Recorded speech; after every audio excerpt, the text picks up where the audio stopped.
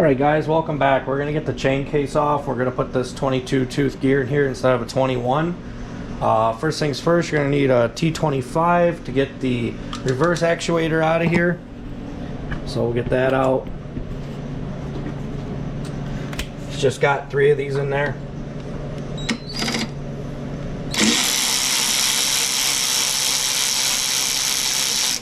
When I put this back together, I won't be using any electric tools. I'll be torquing these by hand.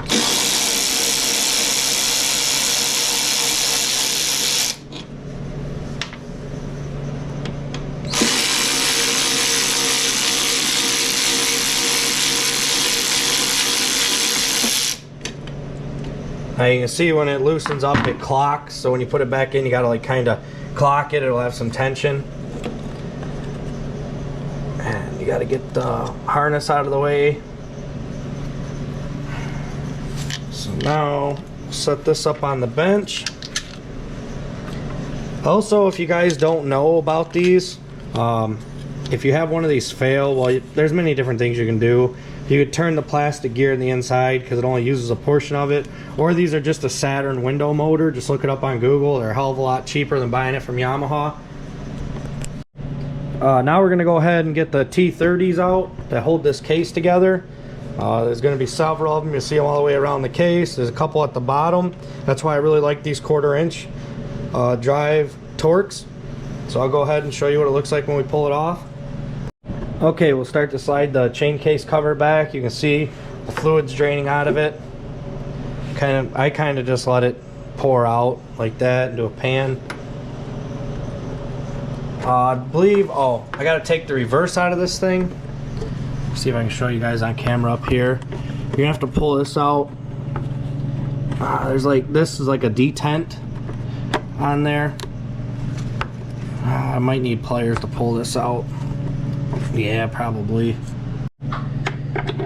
Go ahead and pull the reverse out. You'll see there's gonna be a gear here. You're gonna have this spring right here, and then here's gonna be the little detent on it right here. The spring's gonna go underneath. I'll try to cover it the best I can when we put this thing back together.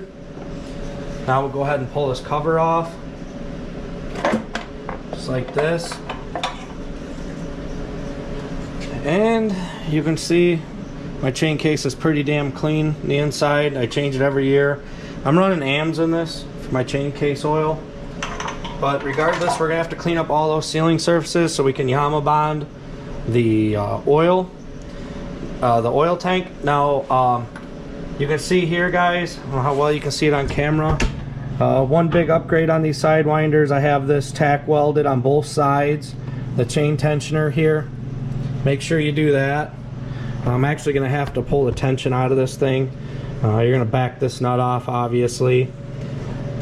Okay, and then we're gonna get this top gear out of here. Once we pull the rest of the gears out, I'll show you. One thing too, when you're in this chain case, you got a little washer here. Oops, you did have a little washer there. I dropped it. Make sure when you're putting this all back together, I want to get a magnet, that washer's in there. You gotta make sure it retains that gear in there. I like to lay everything out on a clean rag. You can see down here, I'll lay all my chain and my gears out. If I have to, I'll get 2 rags, but I gotta let this keep draining. So now I'll back my tension off. Just back this bad boy all the way out, or quite a ways out. So we're gonna have to pull that chain out.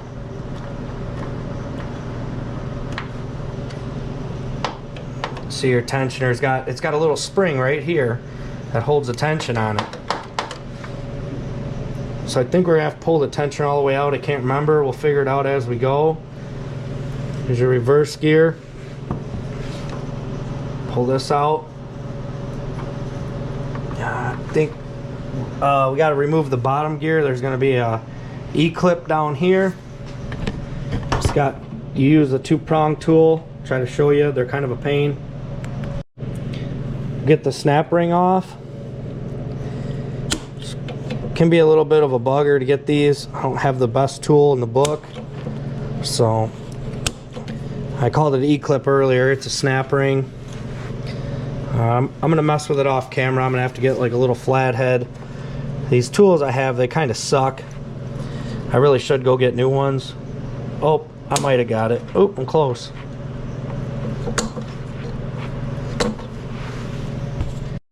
Here we go. We got her coming off like a prom dress. There we go, just like that. I used a little flathead to kind of get behind it a little bit, help me out. Just don't bend up the snap ring there. Now we can pull our reverse gear out of it. It'll slide off just like this and lay her down on your clean cloth. Kind of like to lay everything out the way I took it apart, so I know when I'm putting this back together, because I don't do this all the time. And now you're going to get your reverse out up here. Going to have the gear. You can see I got the DMC brass shift forks in this machine. I'm just going to pull this right out, lay it just like this, so I remember how it goes. It'll save me a lot of grief later. And then now I believe we're gonna slide our bottom pulley off. Gonna slide our, oh, we got to get the snap ring out. Up top here, there's a snap ring. Get this out of here.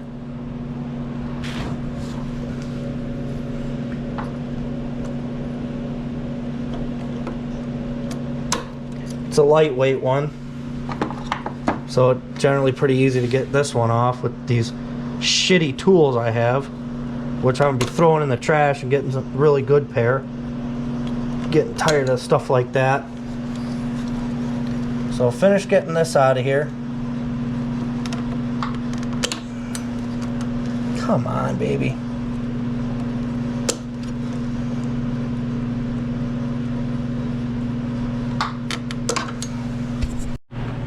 Okay, what I'm going to do is get myself a clean rag to lay down here. We're going to lay the chain and everything out right here on my table. So let me go get a rag. Okay, slide your washer off right here. Set that down there. And you're going to slide both your gears off at the same time. Now you can pull that tensioner out, or you can just pull the tension back on it. It's up to you. You might have to pull it out on reassembly. And here you have it. Now that we got that out, I want to go over something with you guys real quick. Okay, and you have on the DMC gear, you're going to have a spacer on the back here, on the back side of the gear, right here. Now this gear, it has probably, oh, I don't know, 3,000 or 4,000 miles on it. And it's still pretty damn tight on there. Dave makes a really good product, and his support it's phenomenal. I actually ordered the 22 tooth, and he got a hold of me right away and said he didn't have it, gave me an estimated date, and apologized and everything else, and which is cool. We're not even riding right now. But one thing I wanted to go over, I forget who brought it up. It might have been Prevost or one of those other guys on the Sidewinder group. He was noticing that some of these links were getting cracks and breaking. And let me tell you something, guys. Right now, when you're putting 300 ponies through this thing and you got 192 studs and she hooks up, there's a hell of a lot of stress going on this chain. So I got roughly 4,000 miles on this machine. So I'm just going to look this chain over really well and just make sure that, you know, if there's anything I don't like, I can always get another chain. These do stretch out after time too and have to be replaced. So anyway, let me get everything cleaned up off camera and I'll get back to you guys when we're putting her back together. Alright, well, I'm waiting for the oil tank to dry up and the chain case cover to dry up. I cleaned them off really good, so my Yamaha bond will make a good seal. I have the DMC instructions here, and they want you to use anti-seize or just a tiny bit of grease, a real thin layer just on the shaft here, just a thin grease. So I'm just going to put just a little bit, not too much, just enough. All right, then we're going to take our new gear, which is here in the bag. Stock is 21, I think I told you guys. I'm going to 22. We're going to give her a shot, give her the old golden try. So now your spacer will go in, your bushing, or it'll lay on the back of that shaft, you'll see. And then here your gear will go on. Actually, I got to get the chain in there too, that might help. I have got a mess here, guys. I have got stuff everywhere. Okay, so now we'll take the chain and we'll put the chain on. I might have to pull the gear back off the top to get this chain on. I'm probably gonna have to slide them both on at once. Drop this tensioner out of the way. Yep, we'll have to slide the gear on all at once. I know it looks overwhelming, guys, but this chain case really isn't that sophisticated once you get them apart. I've had this one apart 3 times. Okay, so now we got to get the chain on the teeth of the sprocket. Get them lined up nice. Have to mess with it a little bit. Just like that.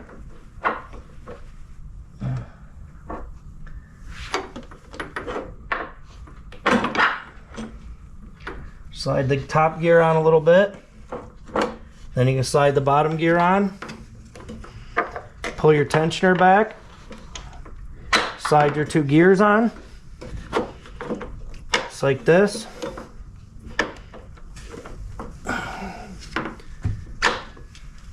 Make sure your bushing's in there right.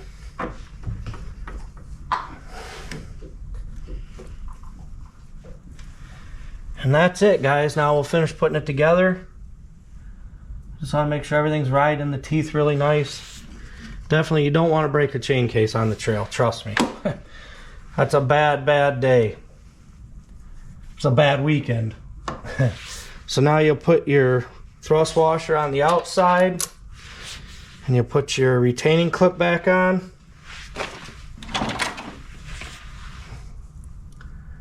Like so.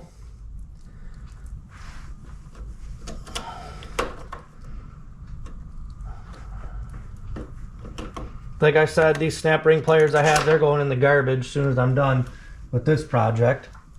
Now you got to make sure you get it on the right step. It's got to be on there. It's got to be tight on there. Don't just put it on. Got to make sure it snaps in the groove that it belongs in. You'll feel it snap in, and you'll make sure, verify, roll it around in the groove. Make sure you're in that groove. And your gear, I did talk to Dave, it's supposed to have left and right play, so that way it'll line up the 2 sprockets, so it's self-aligning.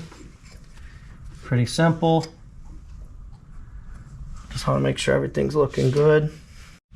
For your chain tension on this, you're going to go hand tight, and then you're going to bring her out 1.5 turns. In the past, I've gone 1. One of my buddies, really good guy who I buy all my hurricane stuff through, seen it, and he was kind of giving me a hard time a little bit. He's a good guy. So we'll go 1 turn, which my little slot's right here. Bring that slot back around there, and then a 1/2 turn, the slot will be facing the engine. Then just like that. Now we'll take and lock our jam nut down. That'll be your chain tension. Make sure you lock that jam nut down good. Don't want the tension backing off on you, that's for sure. Gonna have to get another 14 mil to hold this side.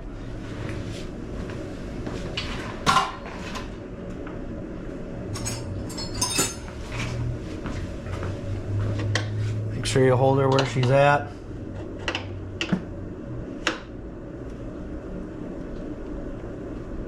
Tighten your jam nut down.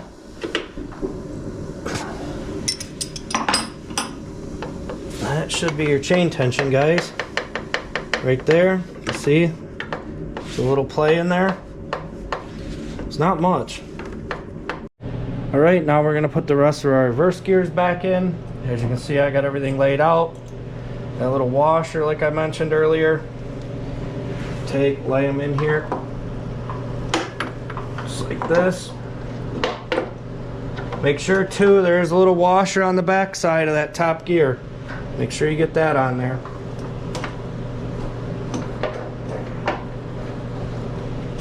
That top gear in on that shaft.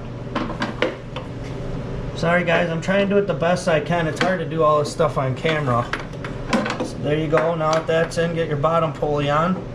Your bottom drive gear on. And there you have it. Now when she shifts out, boom, she'll lock into reverse. There you go. Easy, easy. This washer goes here, like I said. Now get your snap ring back on with your super crappy snap ring pliers that belong in the trash on garbage day.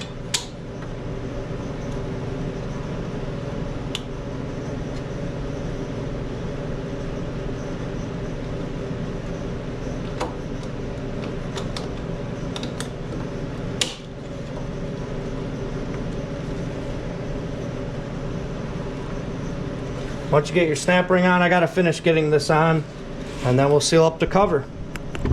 Before I put this chain case cover back on, you can see I wiped down the seal really well, and I inspected it. I've had this seal fail in the past on me,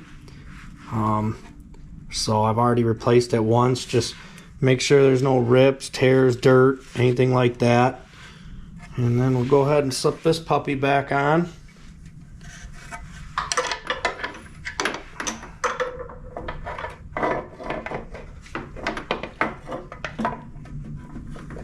Like that, and you'll feel when the pins are in for your reverse, because she'll just lay right flush, real easy. Don't have to hit it or anything like that. It's a real easy thing. Let me see what the torque spec is on these. This is the kind of stuff I like to go by the spec, especially when you're taking it off year after year. You don't want to start destroying the aluminum threads in there, start tearing stuff up. You're gonna have nothing but a headache. Been there, done that. Not with this toy, but when I was a kid. So let me get these in. Let me get the torque spec. I'll probably just run them till they're close, and then I'll torque them down. I'll tell you what the spec is. I have a service manual right here. It's calling for 12 foot-pounds on these. One thing I wanted to mention is it's Yamaha 6B or Loctite 598, I think it is. I'll get back to you on that, but I bought Yamaha 5, so now I'm gonna have to get the right stuff. I'm not even gonna chance it. I don't know what the difference between 5 and 6B is, but I'll just get the right stuff. I know the manual calls for 12 foot-pounds. I personally would not do that. I started to go, it's like 144 inch-pounds. I started to creep up there, and it felt like it was gonna pull the threads. And I did see some stuff on hardcore sledders that people have pulled the threads, so I went like 100, 110 inch-pounds, and then I checked it with just a 1/4 inch in my hand. It's plenty tight, guys. It's not going to leak. It's not going to come loose. So I would not recommend doing that. That's just my 2 cents. So I caught it before I had to start helicoiling and drilling out and all that happy garbage. So now we're going to go ahead and we're going to get the reverse back in there. Before you put your reverse actuator back in, you're going to put 12 ounces of chain case oil in her. I'm using AMs. I've always ran AMs. So they come in 16 ounces. So that'll leave me 4 ounces. I have a little cap I put on there. I almost forgot this step. So there we go. Now you're good to put your reverse in. Okay, to install your reverse, you're going to want to go over there and spin your secondary.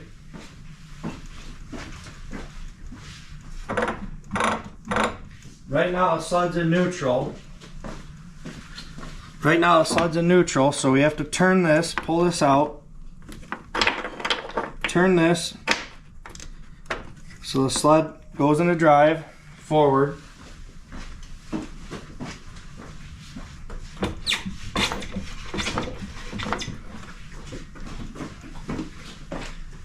Now that it's in forward, you got to put your detent back in. Little notch goes over here. You're gonna have to fight with that spring a little bit. Might have to move it 1 notch over. So you're gonna have to get your detent back in there.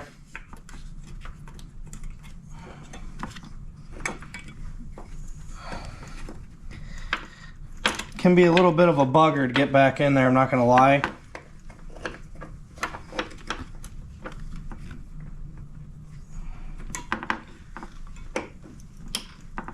There we go. Slide that little bugger in there. Now you should be able to take a pair of pliers, don't tear up the threads, and it shouldn't rotate out of that detent, which it doesn't.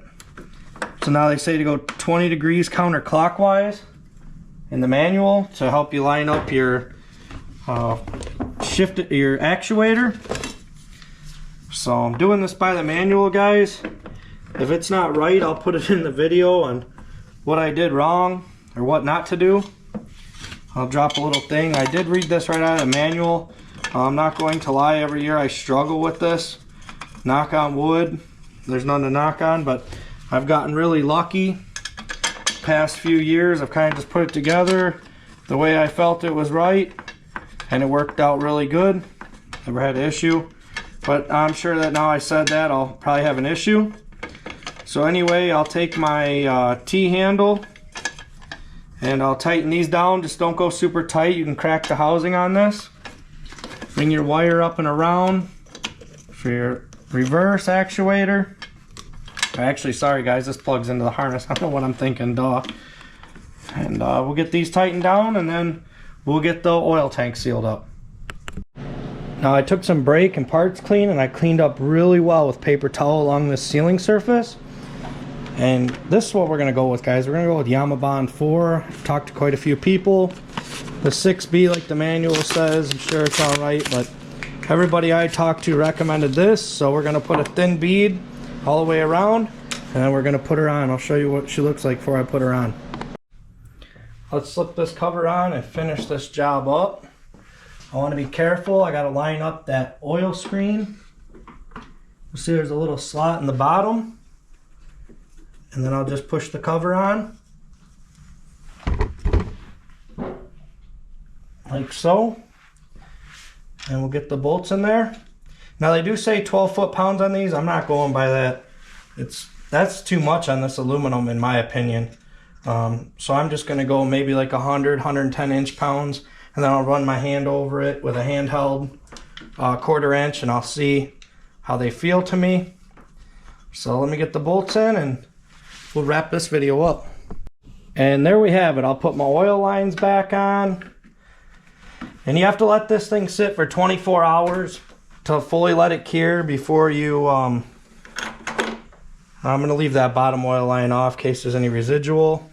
You have to let it sit for 24 hours before you add the oil to it.